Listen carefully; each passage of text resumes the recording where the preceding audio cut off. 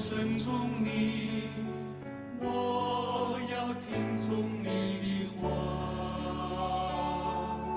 神啊，我愿顺从你，我要听从你的话。为你的心，我愿除掉万能的意念，我愿放下。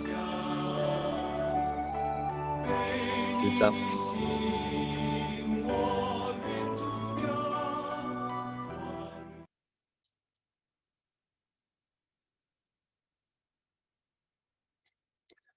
各位弟兄姐妹，大家早安，大家平安。我们今天要来进入撒母耳记上第10天的共读。今天邀请翠芬长老来带领我们大家做开始的祷告。我们一起来祷告。主啊，清早起来，我们要以如入渴慕溪水的心来亲近你。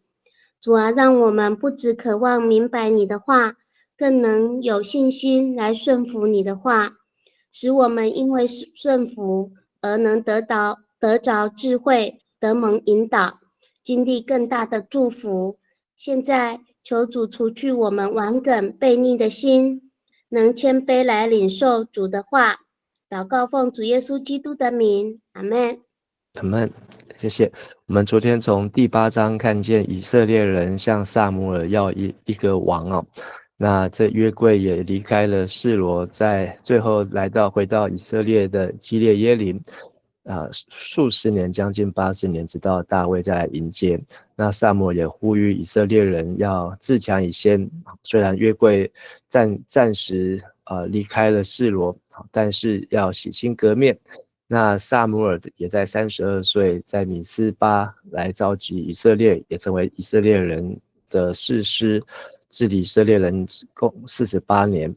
也看到最后离家30多年的撒母耳，能够在成为士师之后，又再次的能够回到自己的家，并且在那边筑坛，也在那边来定居。那因为他后面也生了儿子，所以也知道他也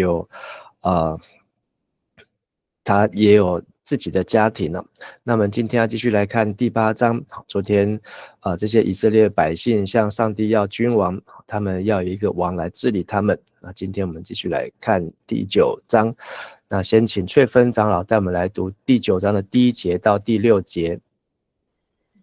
有一个便雅悯之族的人，名叫基士，他是亚别的儿子，喜罗的孙子，属于北亚宗族比哥拉家的人。基士有钱有地位，他有一个儿子，名叫扫罗，是一个英俊的少年。扫罗比任何以色列人高出一个头，也更英俊。基士有几匹驴走丢了，他对扫罗说：“你带一个仆人一起去找驴吧。”他们走遍了以法莲山区和沙利沙地区，但没有找到。他们继续找，穿过沙林地区，驴也不在那里。于是他们到便雅悯地区去找，还是找不到。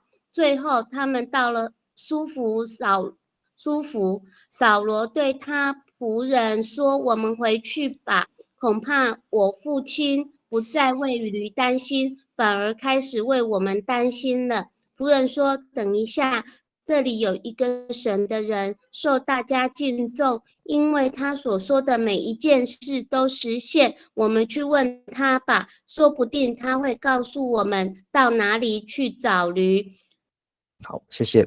那这里介绍扫罗的登场哦。好，那介绍他从他的上5代开始来介绍。好，那扫罗是属于便雅悯之族的人。那他的父亲叫做基士。基士这个字的希伯来文意思是指圈套。那基士的父亲是亚别。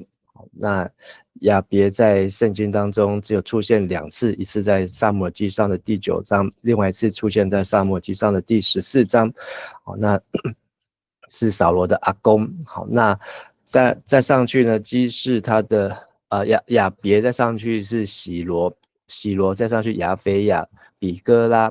好，那这几个名字呢，都是在圣经当中唯一出现，并没有出现过在其他任何地方。所以对于保罗的身世，只能够追溯到便雅悯之族、便雅悯支派。那但是呢，讲到亚别的儿子扫罗是一个和本翻成大能的勇士啊，那在和本有个小字，说大能的勇士也可以翻译成大财主，所以现在这种译本呢，把这两个意思结合起来，叫有钱有地位。那这个基士呢，有钱有地位，他有一个儿子是扫罗，是英俊的少年，就是健壮又英俊，以色列人当中没有与他相比，所以这样的形容呢，对于扫罗来讲，自然就是一个外表上来看，是非常称头。那它的内涵呢，就是需要我们从撒母耳记上慢慢去了解。其实这个字后来也形容在大卫的身上，所以成为上主所拣选的除了要有内在外在相信，也是不能忽略。那基士他这个财主呢，有几匹驴走丢，那他就要求他的儿子扫罗和仆人一起去找驴。那所以我们读完这一章会发现，走丢驴子这件事情一开始就是上帝的计划。那因为去找驴子，结果呢，扫罗就这样子，不能说莫名其妙，但是就是完全毫无准备之下，他就在这趟寻驴的路上，被高成为以色列的君王。那扫罗和他父亲的仆人走遍了以法莲山区、沙利沙地，然后又穿过了沙林地，然后又来到了便雅悯地啊。所以我们看一下这一段经文，讲到扫罗被膏和大卫被膏都有一个特色，就是3阶段。第一个都是私下被膏抹，而且膏他们的都是撒母耳。第二个是公开的被甄选，那这个扫罗甚至是透过抽签的方式抽出来。第三个是在战场上的印证他是不是有这个资格和能力。那扫罗是便雅悯支派，他的家谱呢，在历代志上的8章、9章，撒母耳记上的14章可以看到。那但是大能的勇士呢，指大财主，或是有大能力。那他的身体比众民高过一个头，那在这个圣经的注解上也有写，说是从他的肩膀以上都高过众百姓哦，所以他的肩膀就跟人家头一样高。那这里描述了扫罗他的家世不凡，身材体魄容貌都很不错。那他走遍了以法莲地，所以扫罗可能是在以法莲地这个地区的便雅悯人。那往沙利沙地，那在这个地方就是往西北的方向走，没有找到驴，然后又穿过了沙林地，那沙林地在这边，那所以这样子走下来，然后再继续往便雅悯地，所以又回来便雅悯地找，那找不到又去到了苏佛地啊，苏佛地又是在这个撒母耳的家乡，所以这一趟寻驴之路呢，看起来是不近也不短，那可能也花费了好几天的路程。那这么多的驴子到底有几匹驴走丢？不晓得，但是在驴队当时来讲是个财产。但他们找不到，但是扫罗呢，却在这边提出说，我们还是回去吧，恐怕父亲不是担心驴子，而是担心我们。那可以看见扫罗是非常的贴心，那也非常在意父亲的想法。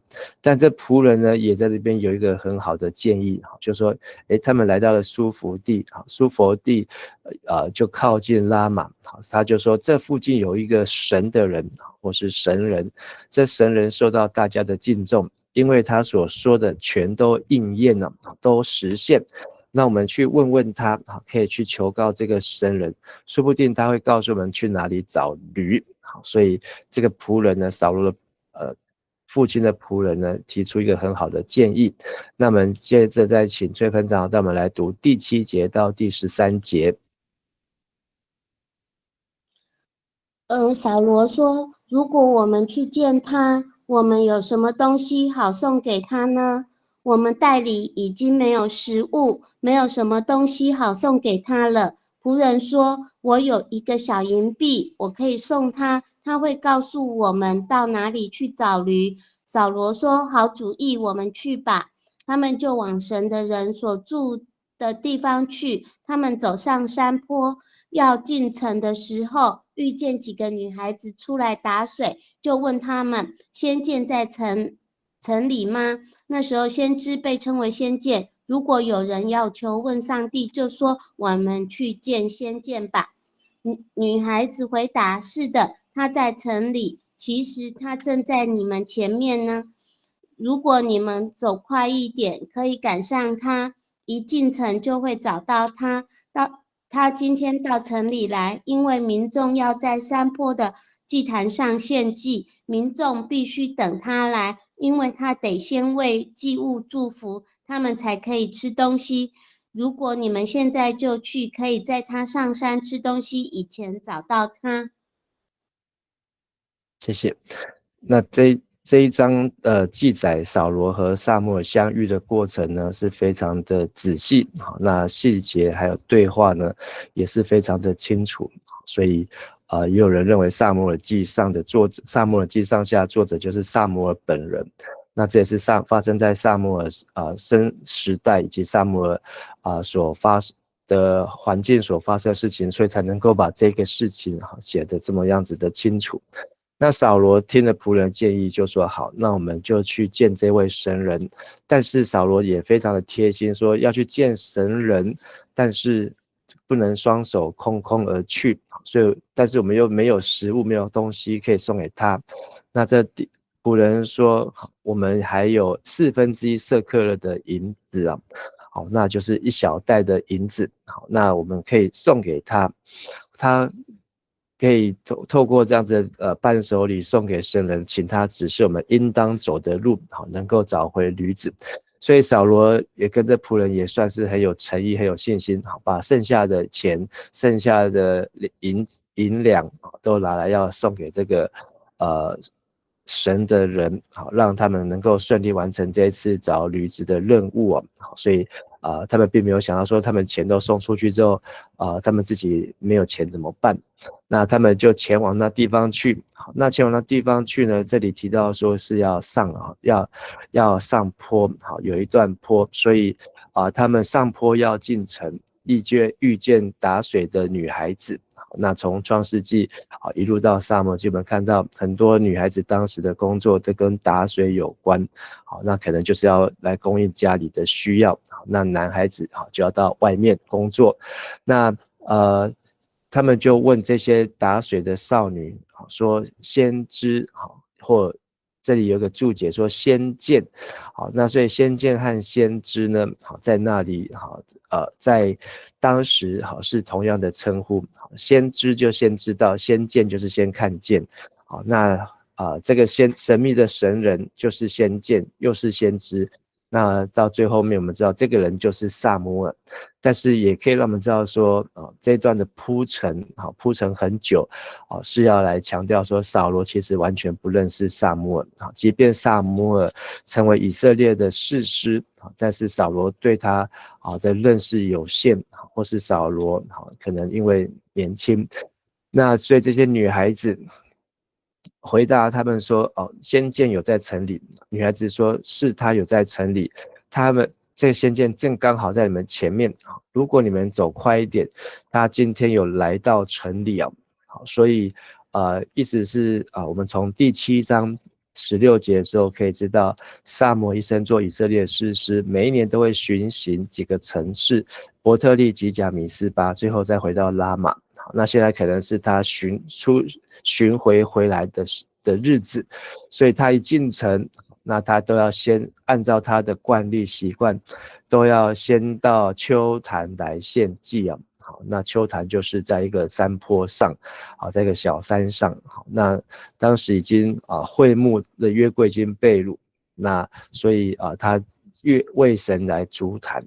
那而且呢，当他献祭完，才能够百姓才能够和他一起吃东西，要先为祭物来祝福，百姓才能够吃。所以这群打水的少女对这个时间、对这个地点，还有对这个先知、先见神人，他的一举一动都非常的清楚，所以指引扫罗他们一个非常好的时机，能够去见撒母耳。我们昨天有特别提到说，士师制和君主制的对照，士师制是属于属天的，君主制是属于属地的。好，那所以撒母耳他是士师制的一个士师，那所以他并不是有特别可以办公，或是特别可以固定来接见的地方。所以他们要见到撒母耳，或许一切都是要凭着感动，一切都要凭着上帝的安排。那所以在这当中，就是扫罗怎么样上帝安排他跟撒母耳见面的时刻。如果是君主制呢，君主他就可能固定在他的王宫，在他的王朝当中王位上面来办理朝政，同时他要很多的宫廷的仆婢宫女这些的仆人文武百官能够来办理这些的朝政也是不一样的。所以这些少女打水少女呢的建议呢，也是上帝所安排，让扫罗和基士的仆人能够在刚好的时间来到刚好的地点，能够来见到对的人哦。好，那我们继续再请崔分长带我们来读14节到20节。扫罗和他的仆人继续往前走，快进城的时候，看见撒母耳正朝着他们这方向走来，要到敬拜的场所去。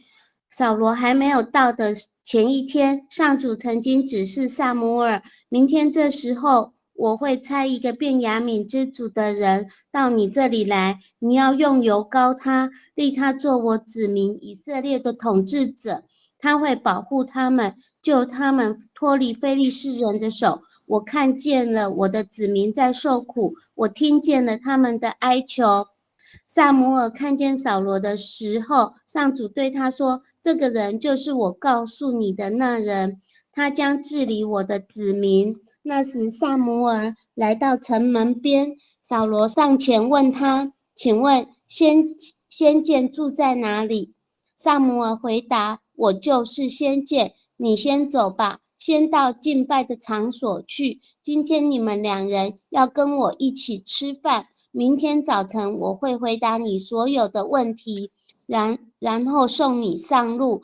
至于3天前丢了的那批驴，你不用担心，已经找到了。但是以色列人民渴求的是谁呢？就是你和你父亲的家族。谢谢。好，那这个扫罗呢，得到这些少女的指示，好，那就继续赶在这个先见先知要去献祭之前，好，希望能够见到他。那果然就在快进城的时候，就看见了撒母耳朝他们迎面而来。但是15节又做了另外一个铺陈，所以这一段的记载呢是非常的有趣，很像在看小说。那原来在前一天，扫罗他还在寻找驴子的时间呢，上帝已经先启示了撒母耳，所以撒母耳是先知道，也是先见到。神对撒母耳说，明天这个时候，所以明天要来献祭这个时候呢，我要使一个人从便雅悯来到你这里，而你就要膏他做我百姓以色列的君王。所以其实上帝已经挑选好，也已经安排好。那上帝决定的时间呢，就是扫罗在找驴的第二天。那这个君王他的任务是什么呢？他会保护他们，救他们脱离非利士人的手。好，所以在这里君王最基本的要求呢，职责呢，就是要来拯救上帝的百姓，脱离百姓出这些仇敌的手，脱离仇敌的辖制。还有这群百姓呢，他们的哀求已经上达于我。所以这个哀求呢，从8章的第5节，昨天我们看到，他们看到撒母耳年纪大了，他的儿子又不行他的道，所以他们哀求撒母耳能够求神为他们治理一个王。那但是这个哀求呢，在昨天8章18节的时候，上帝有警告，当你们所要的王他会来辖制统治你们，而你们确定要的话，上帝不会再听他们这样的哀求。所以关于王的哀求呢，这也是最后的机会。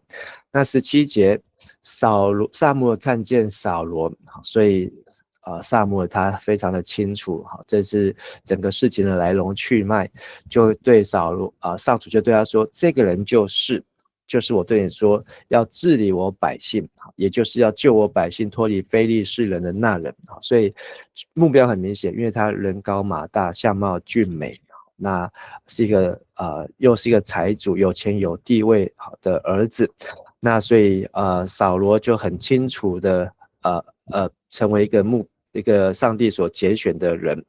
那撒母耳这个扫罗呢，就也在城门中，好，也正好来，那他就一面好就上前问他，请问先见住在哪里？好，就是撒母耳也刻意的要强调，扫罗并没有事先见过撒母耳，不晓得撒母耳的名字，也不晓得撒母耳的长相，甚至还是从扫罗父亲的仆人的口中才知道，原来在拉玛这附近舒服地这里有一个神人先见住在这里，其实他也是整个以色列人的士师啊。那撒母耳就在19节就揭开他的身份，说我就是先见，就是先知。那扫罗马上就给扫罗撒母耳马上给扫罗一个指示，要扫罗先上去，你先走吧，先到敬拜的场所去，因为今天你们2个人要跟我一起吃饭。好，那接下来这几件事情呢，好，让我们不晓得意义在什么地方。好，但是我们如果对照诗篇23篇的时候呢，会发现，这个也是一个耶和华是我牧者的一个关系的建立。虽然之前的关系是零但是在这短短巡驴的过程，还有短短的这一天当中，开始透过扫罗和撒母耳所建立的关系，也跟神建立的关系，一直到明天第10章我们会看到更多的跟上帝有很特别的经历。那所以撒母耳呢也对扫罗指示说，不仅是今天吃饭，明天早上我会回答你所有的问题，然后就要打发你离去，就是送你离开哦。至于3天前丢的那几匹驴，所以这个前3天，好，就是扫罗出来找驴子的时间，撒母耳都清楚的知道，而且也知道他丢失的是母驴几匹母驴，就是复数。那你心里不用挂虑，因为呢都已经找到了。是谁去找的呢？当然不是撒母耳去找的，也是上帝告诉撒母耳。撒母耳他有一个跟神非常直接、非常紧密的关系，连这种非常琐碎，什么人少了什么东西，那都可以撒母耳都能够从神那边得到清楚的答案。那最后一句说，但是以色列人民渴求的是谁呢？那在和本说，以色列众人所仰慕的是谁？他们所渴望的就是你，还有你父亲的家族，就是基士。好，那所以在这里呢，不仅撒母耳的身份揭开，反过来换撒母耳来揭开扫罗的身份，你不再是扫罗，不再是一个财主的儿子，好，你不再是只是一个单纯的人高马大，好相貌俊美的一个帅哥，那你是上帝所要拣选，要来救整个以色列百姓脱离仇敌，脱离各国辖制的一位君王哦。好，那我们来看扫罗的回应。好，那最后再请翠芬长老带我们来读21到27节。扫罗回答：我属于便雅悯之族，是以色列中最小的，我家又是这支族中最微不足道的一家，你为什么对我说这样的话呢？撒母耳领扫罗和他的仆人到大房间里，让他们做守卫。那里一共有30位客人，大家都入席了。撒母耳对厨子说：把我吩咐你留下来那块肉拿来。厨子就把那块特选的腿肉拿来，放在扫罗面前。撒母耳说：这是为你留下的肉，吃吧，我特意留下来，要当着客人面前给你的。那天，扫罗跟撒母耳一起吃饭，他们从敬拜的场所回城以后，有人为扫罗在屋顶上预备好床铺，他就在那里睡觉。天亮的时候，撒母耳到屋顶喊扫罗起来，我送你上路吧。扫罗起来，跟撒母耳一起到街上去。他们到了城边，撒母耳对扫罗说：“叫你的仆人先走。”仆人走后，撒母耳说：“在这里停一下，我要把上帝的话告诉你。”好，谢谢。所以我们有看到这样的对话，好，不管是时间、地点、内容，还有这当天和隔夜，好，早上，好，这些事情发生的细节呢，记载的非常的详细。那撒母耳的第一次面对扫罗，好，那就告诉扫罗，好，你心里所要求的事情，好，神，要告诉他。但是这个心里的事情呢，好，并不是只有找驴子的事情。那所以扫罗心里面所求的事情呢，有可能是跟想要解救他的同胞有关。好，那所以这个虽然没有明说好，但是呢，从这个推测来看，扫罗已经告诉对不起，撒母耳已经告诉扫罗，不用为驴子担心，要为你心里面担心的事情来担心。好，那心里面的事情是什么？好，就是明天第10章我们会来看到。但是扫罗扫罗第一句的回应呢，他却说：“我属便雅悯支族，就是12支派以色列当中最小的。”因为约瑟这个拉结生了约瑟，后来又生了便雅悯，而且在生便雅悯之后就死了，所以这个便雅悯一直是最小的。我又是我们这个便雅悯支派当中呢，前面有提到这个家族是比哥拉跟亚菲亚的后裔，那又是这个便雅悯家族当中最小的，所以我们如果是腰子这个老幺会知道这个最小的通常就是在这个大家族当中的地位呢是最不明显的，所以那时候他们这个家族观念非常强。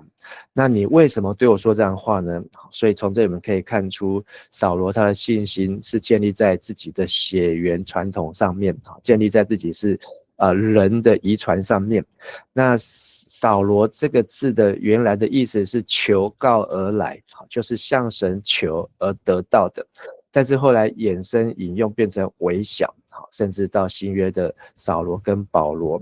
所以这里连续强调最小的不是只有微小，也是比那个小再乘向小，就是非常的小，等于是小数点后面好几位这样子的小。那但是撒母耳并没有回应他。好，那这可以看到扫罗是一个对自己没有自信，但是撒母耳的回应是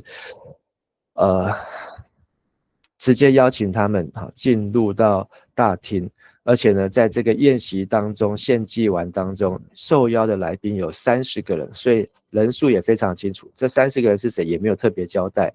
而撒母耳也对厨子说，好，所以这里还特别看到撒母耳也有厨师，说我吩咐你留下那块肉，好，特选的腿肉。那撒母耳拿来放在扫罗面前，说这是为你留下来的肉，吃吧，我特意留下来，要当着客人面前给你的。好，那这里有一个和本有一个用词是说，举起祭肉的腿和腿上的部分摆在扫罗的面前呢，所以有人认为这里这个动作是一种献祭的方式，叫举祭，把这个肉举起来。所以我们从撒母耳看到他们还有一个打水祭，然后现在有一个举祭，都是在利未记当中没有特别看过的。那但是那一天扫罗就跟撒母耳一起吃饭，所以诗篇23篇说，在我敌人面前你为我摆设宴席。那敌人是谁呢？敌人就是非利士人。所以这整个餐宴呢，是要为扫罗来摆设宴席，让他在这个宴席当中呢，你对待我如同上宾。好，所以能够有30个上宾能够被邀请，但是扫罗是一个陌生人，他就来到这个宴会当中。那他们就而且吃完饭后，他们就从敬拜的场所回城，就有人为扫罗在屋顶上预备床铺哦。那这一句在和本的翻译是说，撒母耳和扫罗在房顶上说话，但是旧约的希腊文其实是一本是说他在楼上有一个铺床的地方，就是睡在撒母耳的家。那他们就在那边睡觉，天亮的时候，撒母耳到屋顶去喊保罗说，起来，我送你上路吧。那扫罗起来就跟撒母耳一起到街上，准备要让他回去。那到了城边要离开这个城舒服地的拉玛城呢，撒母耳就对扫罗说：叫你的仆人先走。所以撒母耳一直在这边都保持得非常的神秘，保持一个暗示，并没有一次要说完，就是走一步算一步，说一步，那这样子边走边进行。仆人先离开之后，撒母耳才说：你在这边等一下，我现在要把上帝的话告诉你。所以这就是一个私底下1对1的对话，应该没有人知道。所以只有撒母耳知道，要么就是扫罗知道。所以今天的经文我们先暂时读到这边。我们从今天这段经文里面看到，扫罗为他的父亲来巡驴，辗转来到苏弗地，见到了神人撒母耳。那神早就启示撒母耳要膏扫罗做以色列人的君王。在敌人的压迫下，撒母耳为扫罗摆设宴席，而撒母耳也明天用油膏扫罗的头，要让扫罗福杯满溢。所以我们看见上帝所拣选的受膏者都有这样的一段与神同行，与神一起享用宴席。那今天我们也是上帝的受膏者，我们透过守圣餐，那就是主耶稣的身体和主耶稣的宝血，也是对待我们如同上宾，我们能够领受上帝的宴席，使我们能够福杯满溢。我们今天分享到这边，我们一起来祷告。谢谢天父上帝，让我们从扫罗的生命当中看见过去每一位被拣选的受膏者是一段奇幻的旅程，但今天你借着你的爱子耶稣基督，让我们也能够得享这样子的福分，能够与主一同宴席，能够来分享耶稣基督的生命和他的宝血。主，我们也求你让我们知道，我们每一位被上帝所膏、受圣灵所涂抹、被主耶稣所救赎的儿女，都是君尊的祭司，是神圣洁国度的子民，是要来宣扬那造我们出奇妙光明者的美德。也求上帝再一次使用我们，让我们所做的一切都能够来尊荣你的圣名。我们也为我们这个礼拜的工作，以及为着迦南的短宣队到高雄的服事，都能够出入平安，有主同在，也继续看顾我们教会、我们的肢体、我们的家人身心灵软弱或是疾病当中，或是住院当中的肢体，也求神你特别的看顾和保守。我们这样子在你的面前献上祷告祈求，奉靠主耶稣基督的名求，阿们。谢谢翠芬长老，谢谢大家，大家平安。谢谢牧师，平安。谢谢平安，平安，谢谢牧师，谢谢谢谢牧师，平安，平安。